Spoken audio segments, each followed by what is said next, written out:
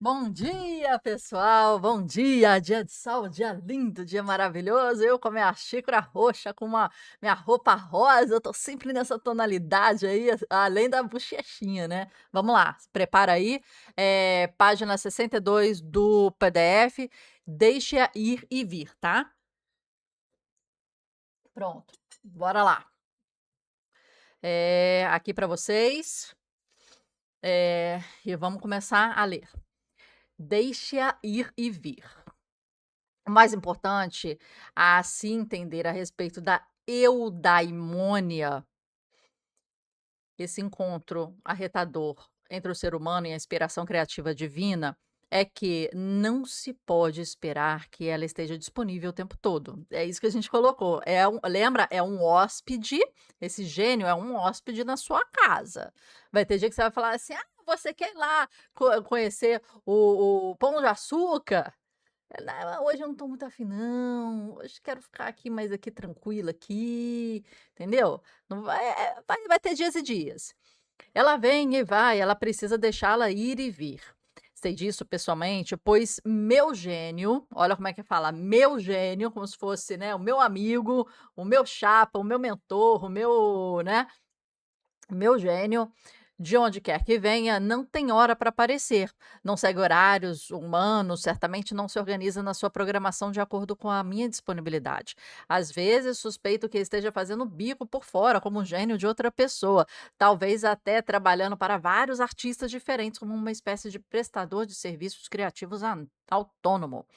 Há momentos em que tateio no escuro, buscando desesperadamente algum estímulo criativo mágico, mas nada me vem. Então, de repente, vapt, a inspiração chega do nada e com a mesma rapidez que chegou, vupt, desaparece. Com uma certa rapidez que chegou, vupt, desaparece. Desculpa. Certa vez, tirei um cochilo no trem a caminho do trabalho e, enquanto dormia, sonhei com um conto inteiro, absolutamente intacto. Acordei do sonho, peguei uma caneta, escrevi toda a história em um surto febril de inspiração. Foi um mais próximo que cheguei de ter um puro momento Ruth Stone. Algum canal se abriu dentro de mim e as palavras verteram, olha essa palavra de novo, verteram sobre as páginas sem nenhum esforço. É como se fosse jorrar, né. E tem momentos que você sente nitidamente em que um canal se abre e que aquilo flui. E você fala: "Cara, estava tão difícil antes, estava parecendo que tudo contra, né, acontecia uma coisa, era contra,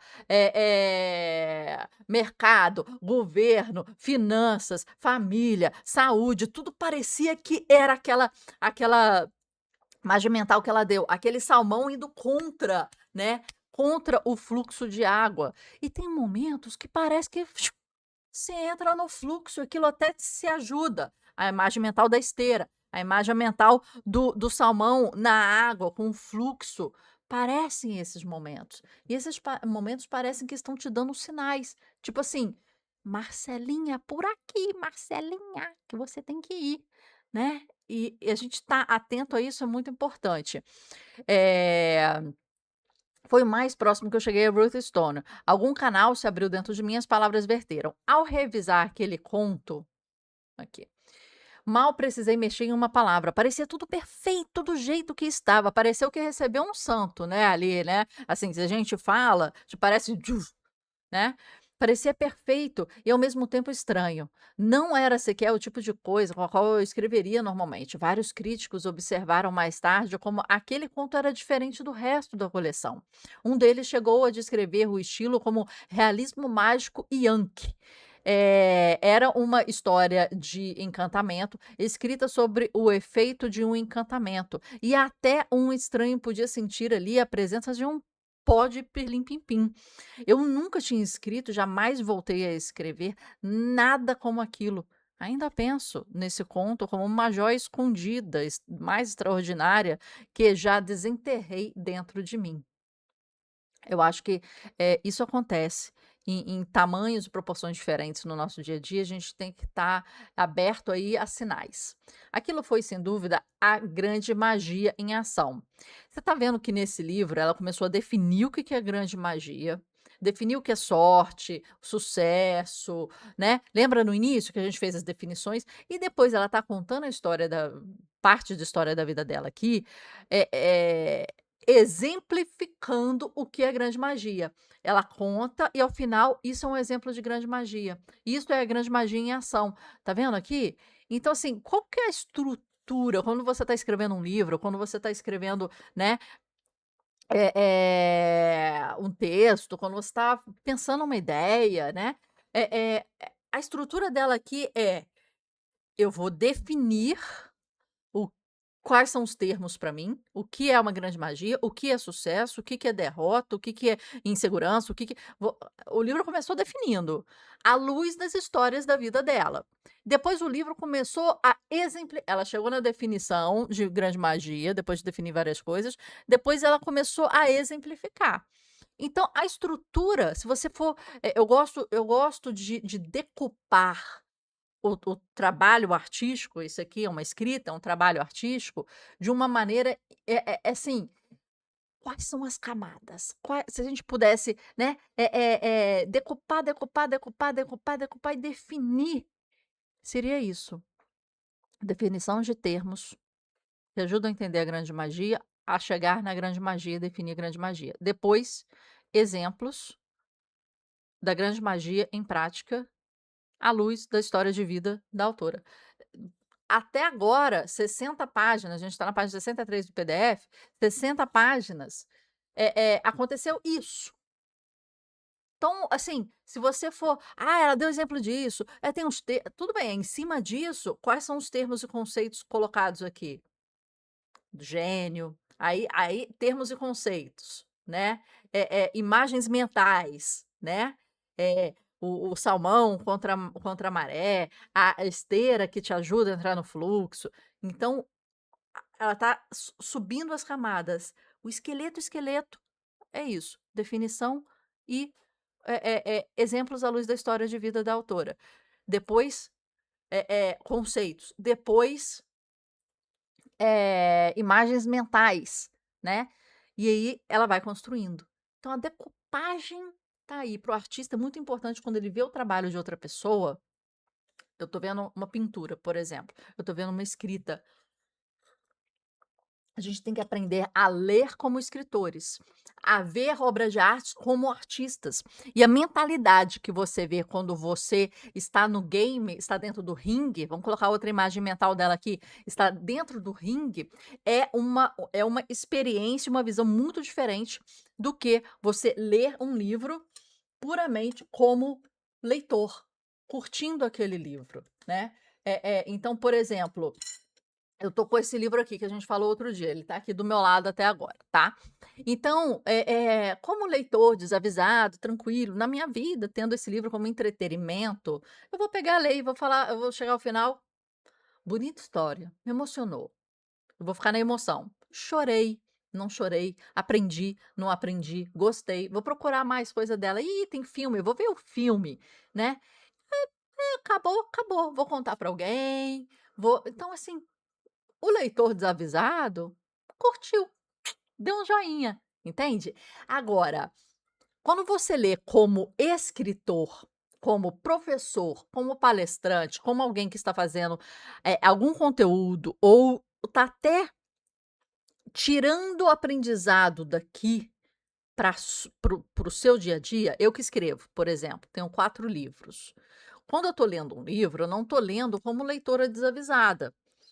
Eu tô lendo como uma pessoa que escreve. Então eu tô entrando nessas camadas que eu expliquei para vocês, que são camadas, né, de linguagem, camadas estruturais, né, e tem níveis diferentes, e eu tô entendendo como ela tá fazendo eu sentir o que eu estou sentindo. Esse é o ponto. Esse é o ponto, que a pessoa quando está lendo como escritor, professor, palestrante, pessoa que vai trabalhar com aquele conteúdo, que está se interessando com aquele conteúdo a ponto de modelá-lo, trazer como exemplo para sua vida, iterar, colocar em prática, a gente tem que ler de uma forma diferente. É uma leitura mais atenta, mais profunda, e não tá somente ligada à emoção que aquilo traz a você, mas a depurar, decupar como como, essa é a palavra mais importante, aquela obra de arte está conseguindo isso. Então eu vejo uma pintura, cor, perspectiva, eh eh eh, horizonte, composição dos elementos, né, relevos, incidência de luz sobre, tema, ângulo, a experiência perceptiva da obra e da exposição, por exemplo, se eu estou na exposição, então tem cheiro, tem iluminação, tem a ordem das obras de arte, tem a cor da parede, tem, fatores extras, né, se você ganha ali na minha exposição você ganhava, que era só paisagem, você ganhava um cartão postal, né, com um stamp que era uma obra de arte minha, e o cartão postal falava sobre aonde você está visitando, né, na verdade, o processo criativo, é isso, você está entrando numa loja, é o cheiro. O cheiro da loja. Você já entrou na Animale? Tem cheiro de Animale. Você já entrou na Farm? Tem cheiro de Farm, né. Você bateu você tá viajando para o exterior, você bate o olho numa roupa, você fala: "É Farm". Você bate o olho num coisa, você fala assim: "Ih, Van Gogh. Ih, Mondrian. Ih, aqui ó. Ih, Jeff Koons. Aqui, Jeff Koons. Mário Bros". Mas você bate o olho, né, "Ih, Salvador Dalí, um relógio derretido. Ih, tá ali ó, eu não tô precisando falar nada, tá aqui, você tá percebendo. Você bate o olho no meu cenário, você fala: "Ih, deve ser artista ou gostar muito de arte, né, essa meniana, essa meniana". Então bora lá. Continuando aqui. Então, só pra gente pensar, porque aqui na nossa comunidade a gente fala sobre a leitura, as anotações, né, e tudo mais. Mas se você não entender a forma como você vai encarar e ler um livro, e se você quer encarar como um entretenimento, chorar ao final e rir ao final, tá tudo certo. Hum, beber um cafezinho. Não tem problema algum, minha gente. Se isso servir para puro entretenimento, não tem problema algum. Mas se isso servir, já que a gente viu que tá falando sobre esse livro específico, tá, gente, a questão racial, você fazer um estudo, você começar a ler outros livros, como o da Maya Angelou, né, o livro da Gaiola da Maya Angelou, e começar a ler outros livros a respeito, filmes, e você começar a estudar a respeito disso, e a perguntar para seus amigos, né, sobre racismo, e a entender isso na sociedade. E esse livro é um pontapé inicial leve sobre um tema que você pode, aprofundar e trazer. Aí daqui a pouco eu entendi mais, deixa eu pintar, já que, né, a minha arte é pintura, deixa eu pintar alguma coisa a esse respeito. Eu vou ter feito disso aqui um estudo, não somente uma leitura. E fazer de uma leitura tá tudo bem, gente, não tem problema, tá tudo certinho, tudo belezinha, curta, né, tipo, mas se você quiser ir além,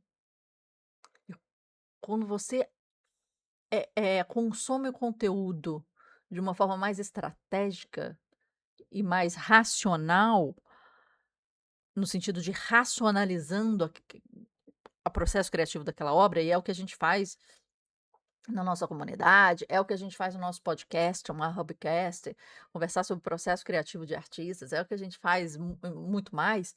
Eh, Cara, é uma coisa impressionante, porque você entende o porquê do porquê, o como do como.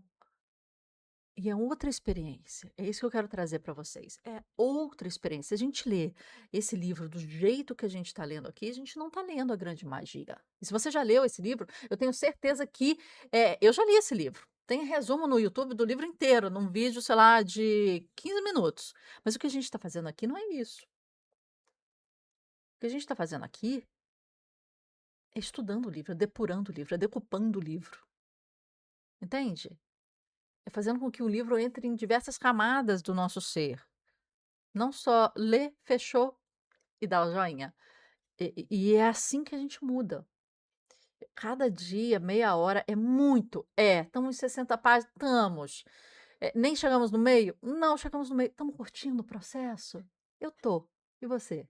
Esse que é o ponto, né? Porque se você quiser pegar esse livro e ler, você vai ler esse livro, olha, a média de leitura de um livro, esse livro aqui tem 211 páginas aqui no PDF. Entre páginas, assim, que a gente não lê, que são páginas prévias e finais e tal, coloca aí 200 páginas.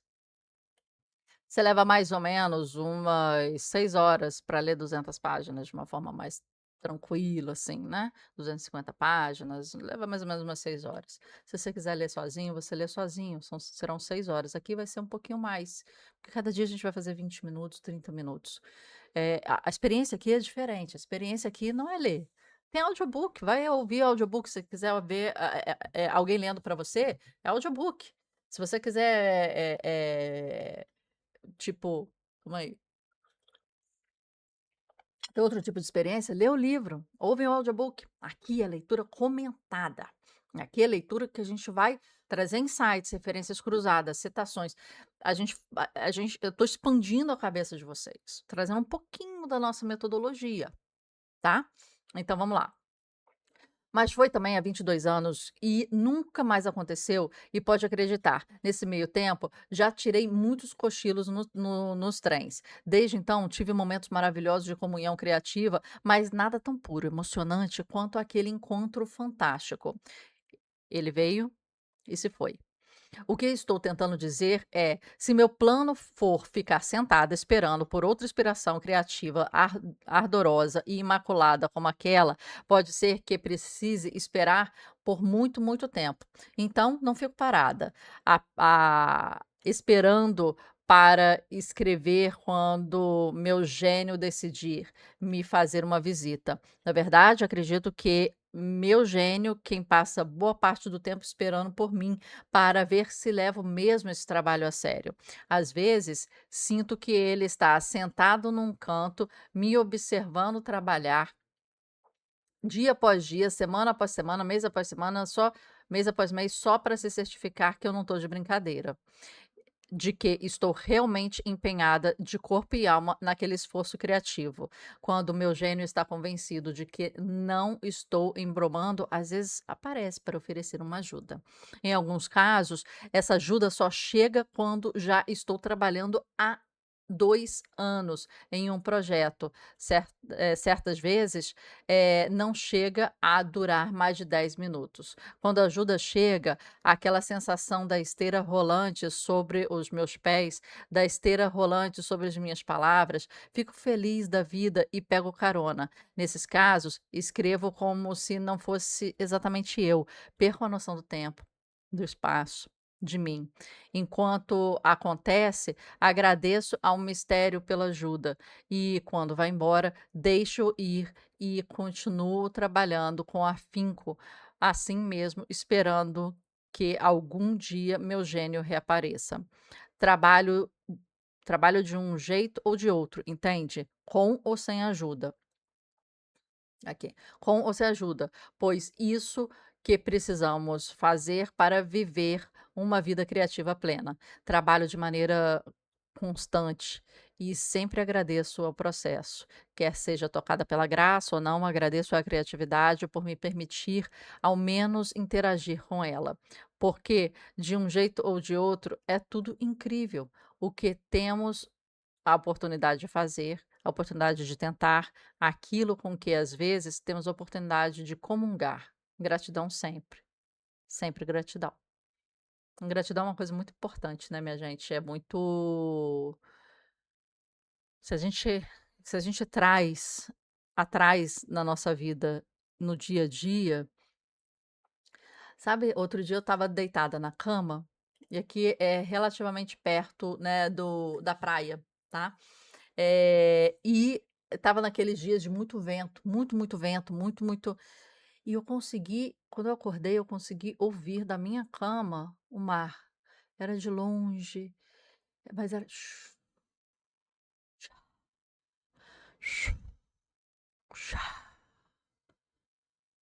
eu falei assim: "Que lindo, que poético. Nossa, que legal acordar com esse sonzinho".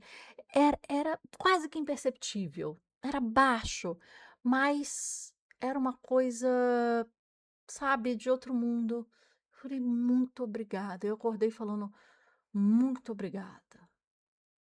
A gente fica aqui tão próximo, mas às vezes a gente não se dá conta e não vai, né, não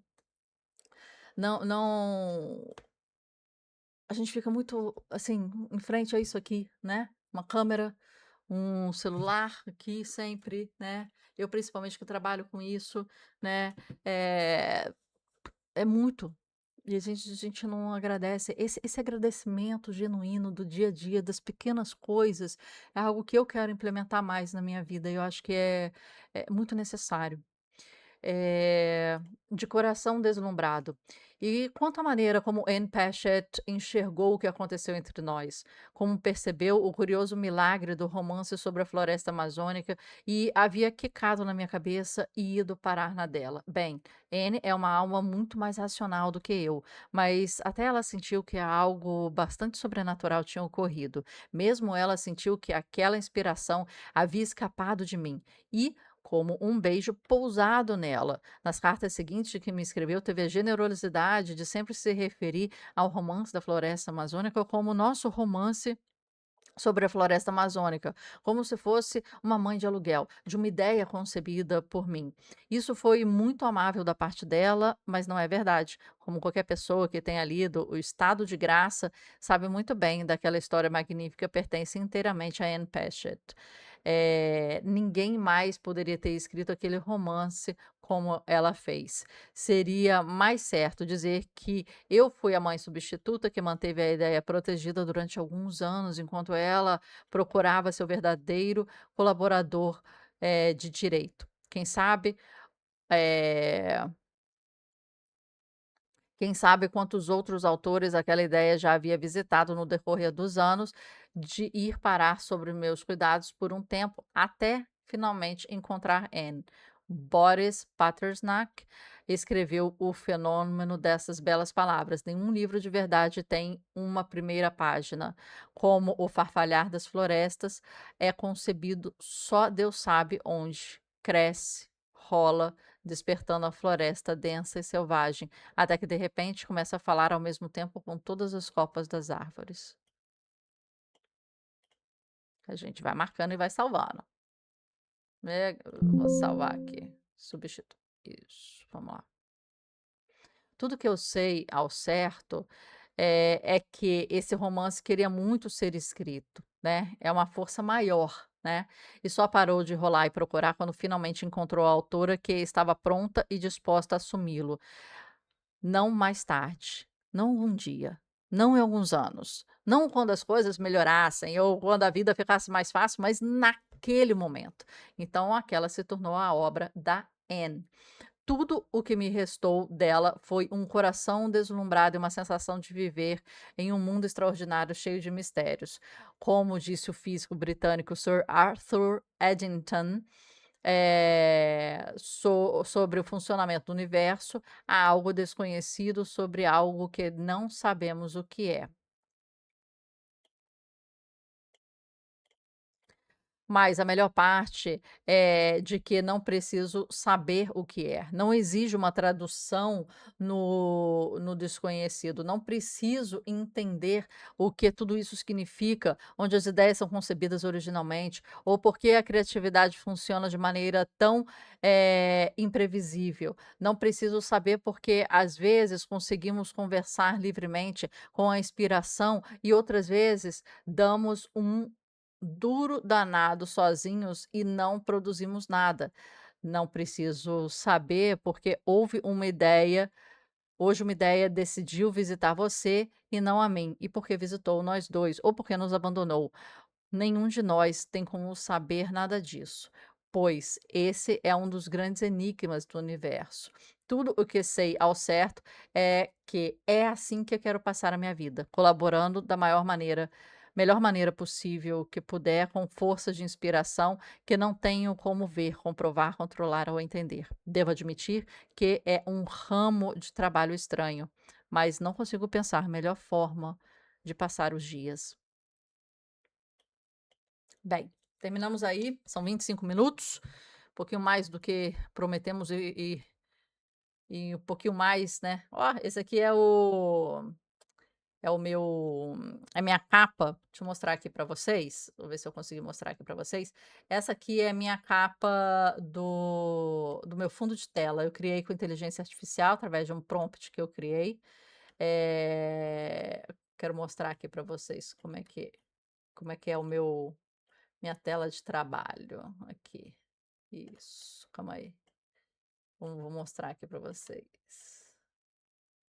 Aqui já começam os arquivos, os arquivos são organizadinhos. Bem, essa é minha tela de trabalho, gente, já apareceu aqui, vou aproveitar e mostrar para vocês. Eu fiz com inteligência artificial, tá. Esse é uma imagem, é uma escultura famosa, uma imagem que eu gosto muito, tá. Tá aqui todos os meus coisinhas.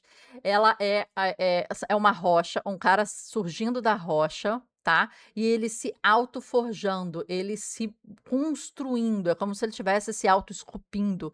Essa é uma escultura que, assim, eu gosto muito daquelas esculturas que a gente fala: "Poxa, queria ter feito", né. Essa para mim, se eu pudesse contratar alguém para fazer para mim, né, que soubesse bronze, eh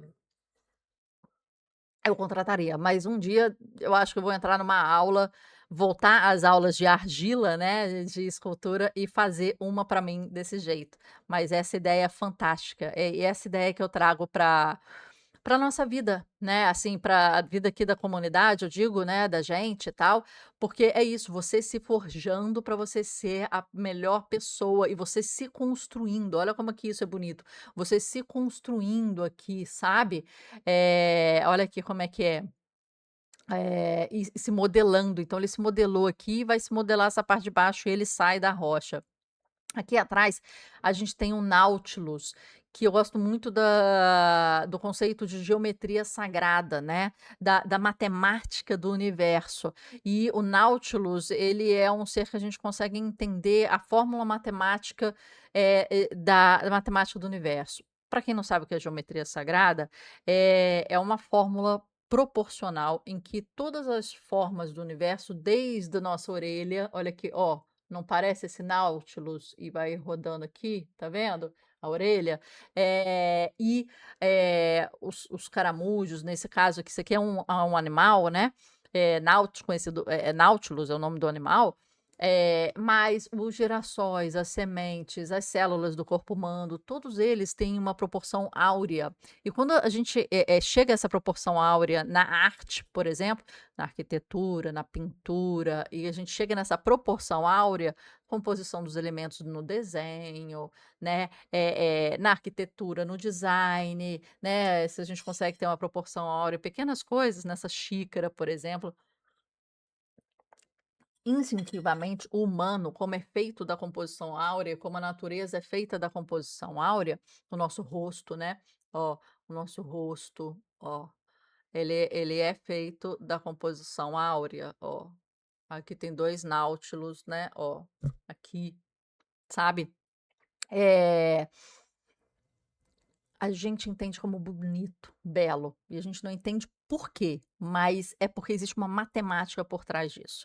Então, tá aqui o porquê disso, e aqui é o universo, né, é como se fosse toda a estrutura do universo entrando nessa, né, é como se tudo encaixasse, né, a matemática do universo entrando na matemática da gente, a gente se construindo, construindo através da matemática das coisas do mundo, da natureza, né.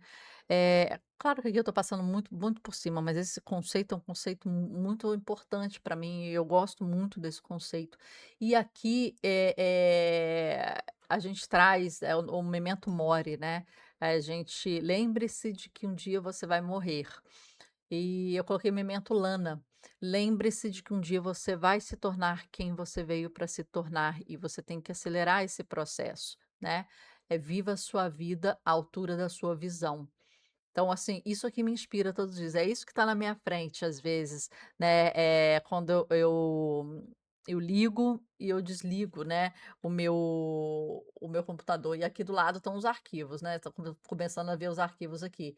Mas eu queria mostrar para vocês que aqui, olha, que eu consigo mostrar, tem várias fórmulas matemáticas, tá vendo? Ó, aqui você consegue ver, tem várias fórmulas matemáticas, que você consegue analisar.